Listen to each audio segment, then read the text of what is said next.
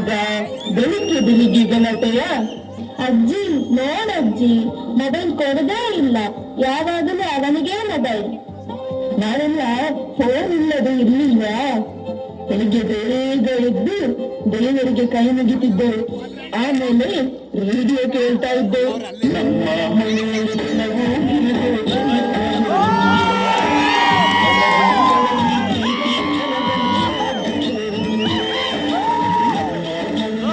ಕಟ್ಟಪ್ಪ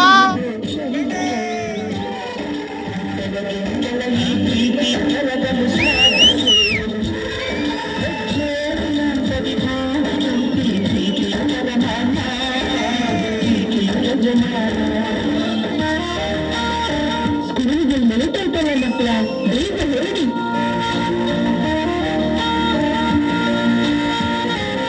ಬನ್ನಿ ಮಕ್ಕಳೇ, ಸ್ಕೂಲಿಗೆ ಹೋಗೋಣ.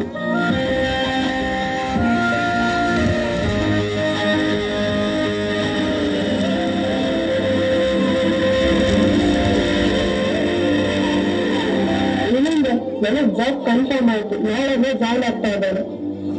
ಕಂಗ್ರಾಚುಲೇಷನ್ ಭವ್ಯ, ಒಳ್ಳೆ ವಿಷಯ. ಆದರೆ ಅಪ್ಪ ನನ್ನನ್ನು ಯಾರು ನೋಡಿಕೊಳ್ಳೋದು? ಅದೇ ನನ್ನ ಫ್ರೆಂಡ್ ಒಂದು ಓಲ್ಡ್ ಏಜ್ ಹೋಮ್ ಬಗ್ಗೆ ಹೇಳಿದ್ರು. ಅಲ್ಲಿ ವಯಸ್ಸಾದವ್ರನ್ನ ತುಂಬಾ ಚೆನ್ನಾಗಿ ನೋಡ್ಕೊಳ್ತಾರೆ. ಅಲ್ಲಿ ಕಳ್ಸಿದ್ರೆ ಹೇಗೆ? ಬೇಡ ಬೇಡ, ಅವರು ಮನೇಲೇ ಇರ್ಲಿ. ಅವರನ್ನು ಈ ವಯಸ್ಸಲ್ಲಿ ದೂರ ಕಳಿಸೋದು ಚೆನ್ನಾಗಿರಲ್ಲ. ಹಾಗಲ್ಲ ರೀ, ನಾವಂತೂ ಬೆಳಿಗ್ಗೆಯಿಂದ ಸಂಜೆವರೆಗೆ ಮನೆ ಇರೋದಿಲ್ಲ. ಅವರಿಗೂ ಮೆಡಿಸಿನ್ ತಗೊಳ್ಳೋದಕ್ಕೂ ಗೊತ್ತಾಗಲ್ಲ. ಅಲ್ಲಾದ್ರೆ ಹಾಗಲ್ಲ, ಅಲ್ಲಿ ಎಲ್ಲದಕ್ಕೂ ಜನ ಇರ್ತಾರೆ. ಅವರ ವಯಸ್ಸಿನವ್ರ ಜೊತೆ ತುಂಬಾ ಖುಷಿಯಾಗಿರ್ತಾರೆ. ಆಯ್ತು, ಹಾಗಾದ್ರೆ ನೀನು ಹೇಳಿದ ಹಾಗೆ ಆಗ್ಲಿ. ಆದರೆ ಈ ವಿಷಯವನ್ನು ಅವ್ರ ಹತ್ರ ಹೇಗೆ ಹೇಳುದು?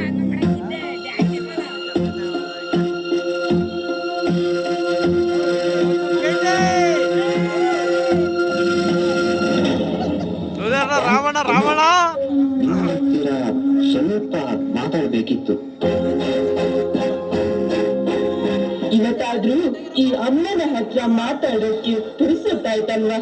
ಹೇಳು ಮಗ, ಏನ್ ವಿಷಯ? ಹೌದಮ್ಮ, ನಿನ್ಗೂ ಗೊತ್ತಲ್ವಾ, ನನ್ಗೆ ಈಗ ಕೆಲಸದ ಒತ್ತಡ ಜಾಸ್ತಿ ಆಗ್ತಾ ಇದೆ. ಜೊತೆಗೆ ನನ್ನ ಸ್ಯಾಲರಿಯಲ್ಲಿ ಮನೆಯನ್ನು ಸಂಭಾಳಿಸ್ಲಿಕ್ಕೆ ಕಷ್ಟ ಆಗ್ತಾ ಇದೆ. ಹಾಗೆ ನಾಳೆಯಿಂದ ಭವ್ಯ ಕೆಲಸಕ್ಕೆ ಹೋಗ್ತಾ ಇದ್ದಾಳೆ. ಹಾಗಾಗಿ ನಾನು ಏನು ಹೇಳಲಿಕ್ಕೆ ಬಂದೆ ಅಂದ್ರೆ, ನಮ್ಗೂ ನಿಮ್ಗೆ ಬೇಕಾದ ಹಾಗೆ ಟೈಮ್ ಕೊಡ್ಲಿಕ್ಕೆ ಆಗ್ತಾ ಇಲ್ಲ.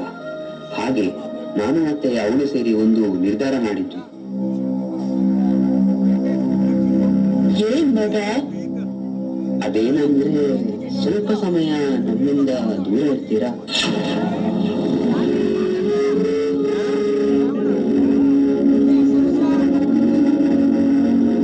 ದೂರ ಅಂದ್ರೆ ಇಲ್ಲೇ ಹತ್ತಿರ ಸಿಟಿಯಲ್ಲಿ ಆಶ್ರಮ ಇದೆ ಅಲ್ವಾ? ಸ್ವಲ್ಪ ದಿವಸ ಮಾತ್ರ, ಈಗ ಕರ್ಕೊಂಡು ಬರ್ತೇನೆ.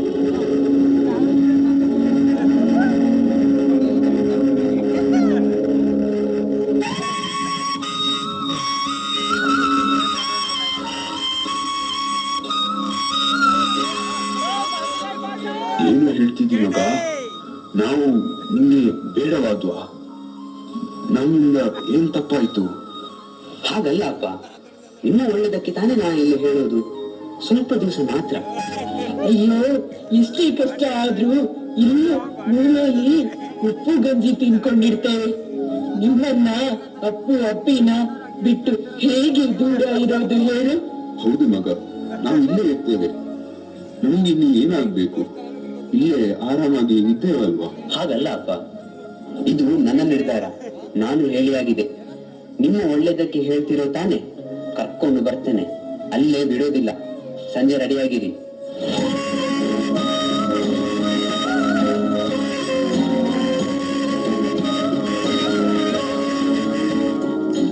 ನೋಡಿದ್ರಿ, ನಮ್ಮ ಮಗ ಎಷ್ಟು ದೊಡ್ಡವನಾಗ್ಬಿಟ್ಟ. ಜನ್ಮ ಕೊಟ್ಟ ತಂದೆ ತಾಯಿಯನ್ನ ದೂರ ಕಳಿಸುವಷ್ಟು. ನಾನು ಅವನಿಂದ ಇಂತಹ ರೀತಿಯ ಮಾತನ್ನು ನಿರೀಕ್ಷಿಸಲೇ ಇಲ್ಲ. ಏನು ಮಾಡ್ಲಿಕ್ಕಾಗ್ತದೆ ಹೇಳಿ? ಎಲ್ಲ ಅವರವರು ಪಡ್ಕೊಂಡು ಬಂದದ್ದು. ಆ ದೇವರು ಯಾರ್ಯಾರ ಹಣೆಯಲ್ಲಿ ಏನೇನು ಬರ್ದಿದ್ದಾನೆ ಅಂತ ಯಾರಿಗೂ ಗೊತ್ತು.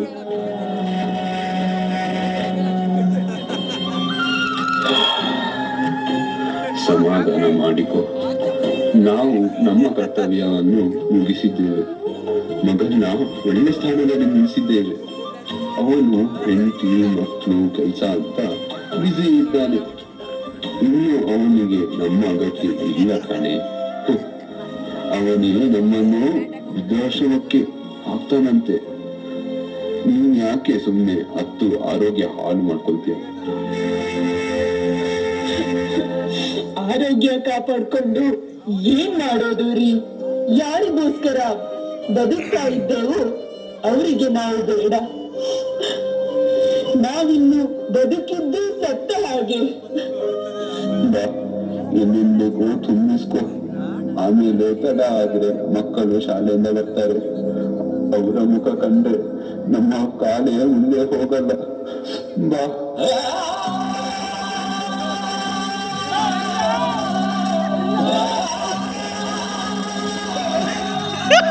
ನಮ್ಮ ಇವನು ಅಲ್ವಾ ಇವನು ಅಪ್ಪ ಅಮ್ಮ, ಡೋಂಟ್ ವರಿ, ನಿಮ್ಗೆ ಇಲ್ಲಿ ಯಾವುದೇ ತೊಂದರೆ ಇಲ್ಲ. ನಿಮ್ಮ 6 ತಿಂಗಳ ಫೀಸನ್ನು ನಾನು ಭರಿಸಿದ್ದೇನೆ.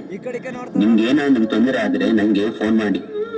ನಮ್ಮ ಮಕ್ಕಳನ್ನು ನೋಡ್ಲಿಕ್ಕೆ ಆಸೆ, ಅವರ ಜೊತೆ ಇರೋಕೆ. ಯಾಕೆ ಹಾಗೆ ಮಕ್ಕಳ ಹಾಗೆ ಹಠ ಮಾಡ್ತೀರಾ ಅಪ್ಪ? ನೆಕ್ಸ್ಟ್ ಟೈಮ್ ಬರ್ಬೇಕಾದ್ರೆ ಮಕ್ಕಳನ್ನು ಕರ್ಕೊಂಡು ಬರ್ತೇನೆ. ಹೋಗಿ ನೀವು, ನನಗೆ ಲೇಟ್ ಆಗ್ತಿದೆ.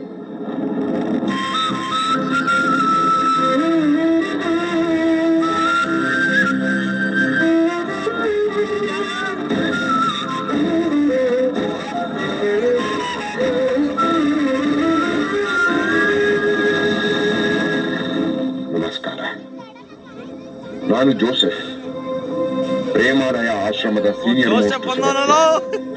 ಈ ಆಶ್ರಮದ ಎಲ್ಲಾ ಸದಸ್ಯರ ವಿಚಾರ ಗೊತ್ತಿರುವುದು ನನಗೊಬ್ಬನಿಗೆ ಮಾತ್ರ. ಒಂದ್ ನಿಮಿಷ, ನಮ್ಮ ಆಶ್ರಮದ ಸದಸ್ಯರನ್ನು ನಿಮಗೆ ಪರಿಚಯ ಮಾಡಿಸ್ತೀನಿ. ಪ್ರೇಮಾಲಯದ ಎಲ್ಲ ಪ್ರೇಮ ಪುತ್ರರು ಬನ್ನಿ ಇಲ್ಲಿಗೆ ಒಂದ್ಸಲ. ನಮ್ಮ ಮನೆಗೆ ಹೊಸ ಸದಸ್ಯರು ಬಂದಿದ್ದಾರೆ, ಬೇಗ ಬನ್ನಿ. ಅವ್ರ ಅಪ್ಪದೆಲ್ಲ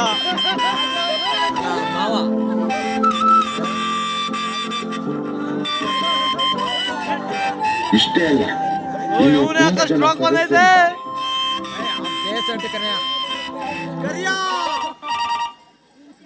ಇದಕ್ಲ ಏನಾಯ್ತಪ್ಪ ಇಷ್ಟೊತ್ತು ಚೆನ್ನಾಗಿ? ಏನ್ ಶಾರದಮ್ಮ, ಮಗ ಕಾಲ್ಗೆ ಸಿಕ್ಕಿದ್ನಾ?